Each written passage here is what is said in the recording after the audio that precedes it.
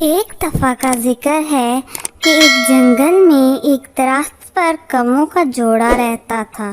وہ جوڑا ہنسی خوشی اپنی زندگی بسر کر رہا تھا کہ اچانک ایک دن ایک سانپ نے آ کر درخت کی جڑ میں اپنا گھر بسا لیا۔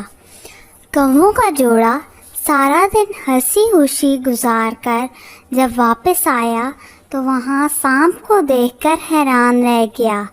کوی نے کوی سے کہا، یہ جگہ اب ہمارے لیے محفوظ نہیں ہے، میرے خیال میں ہمیں یہاں سے چلے جانا چاہیے، سانپ ہمارے انڈوں کو بھی نقصان پہنچا سکتا ہے۔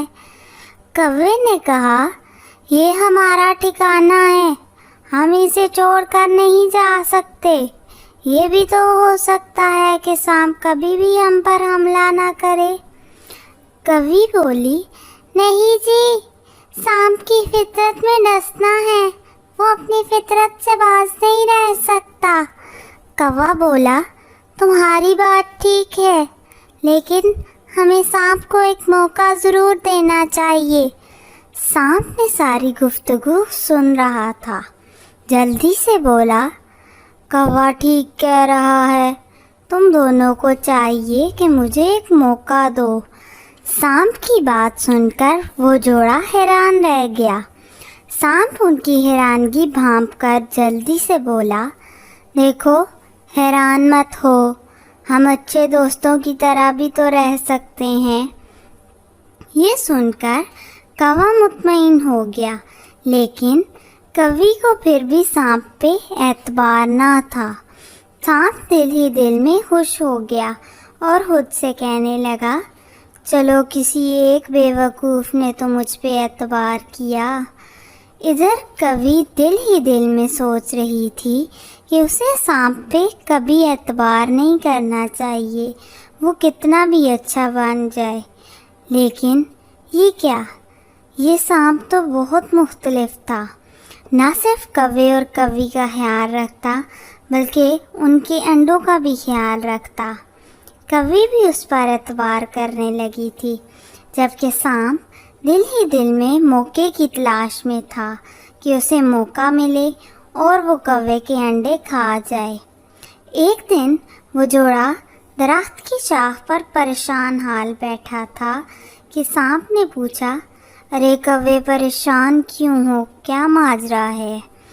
کوا بولا، 7 شہر میں کوی کی سہیلی چڑیا رہتی ہے جو کہ بہت بیمار ہے، کوی کو چڑیا کو دیکھنے جانا چاہیے، لیکن وہ اپنے انڈوں کی وجہ سے پریشان ہے۔ یہ سن کر سانپ خوش ہو گیا اور جوش میں بولا، کوی بہن کو فکر کرنے کی ضرورت نہیں، میں گھر میں موجود ہوں اور میرے ہوتے ہوئے کوئی بھی کوی کے انڈوں پر حملہ نہیں کر سکتا۔ اور وہ دونوں مطمئن ہو کر صبح جانے کی تیاری کرنے لگے۔ اگلی صبح وہ دونوں اپنے انڈے سانپ کے حوالے کر کے چڑیا کی تیمارداری کے لیے روانہ ہو گئے۔ ادھر چڑیا اپنی دوست کو دیکھ کر خوش ہو گئی۔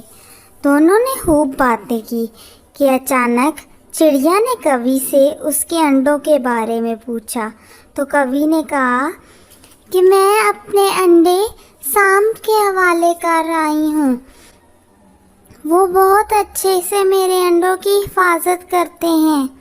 یہ سن کر چڑیا حیران رہ گئی اور بولی، ایک سانپ کس طرح اپنی فطرت کے برعکس کوے کے انڈوں کی حفاظت کر سکتا ہے؟ چڑیا پھر سے بولی، کوی، تمہیں اپنے انڈوں کو یوں سانپ کے پاس چھوڑ کر نہیں آنا چاہیے تھا، میرے خیال میں اب تم دونوں کو واپس جانا چاہیے۔ میری فکر نہ کرو، میں اب ٹھیک ہوں، مجھے تو اب تمہارے انڈوں کی فکر ہو رہی ہے۔ یہ سب سنتے ہی کوا اور کوی دونوں ہنسنے لگے اور بولے، ارے پگلی، یہ پرانی باتیں ہیں، سانپ روزانہ ہمارے انڈوں کی حفاظت کرتا ہے اور وہ بہت اچھا ہے۔ چڑیا دل ہی دل میں بڑبڑائی، بھلا ایک سانپ کیسے انڈوں کی حفاظت हिफाजत कर सकता है। थोड़ी देर बाद वो दोनों अपने घर वापस जाने के लिए तैयार हो गए। वो दोनों खुशी खुशी अपने घोंसले के पास पहुँचे। जब वापस अपने घर पहुँचे तो देखा वहाँ अंडे भी मौजूद नहीं हैं और सांप भी नहीं है। उन्होंने सोचा कि हो सकता है सांप अंडे की हिफाजत अपने करने के लिए अपने पास से गया हो। वो इंतज़ार करने लगे। थोड़ी देर बाद जब नीचे जाकर देखा तो ये क्या, सांप तो अपने घर में भी मौजूद नहीं था। वो दोनों परेशान हो गए। कवि रोने लगी। कौवा देखकर बोला, कभी परेशान ना हो सकता है सांप के ही अंडों को लेकर चला गया हो। हमें थोड़ा इंतज़ार करना चाहिए, हो सकता है सांप आता ही हो। वो दोनों इंतज़ार करने लगे, लेकिन इंतज़ार करते करते वो 2 दिन गुज़र गए, लेकिन सांप वापस ना आया।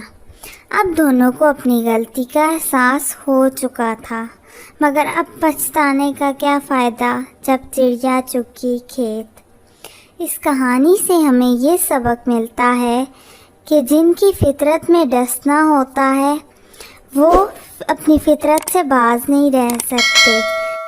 हमें चाहिए कि हम कभी भी उन पर भरोसा ना करें।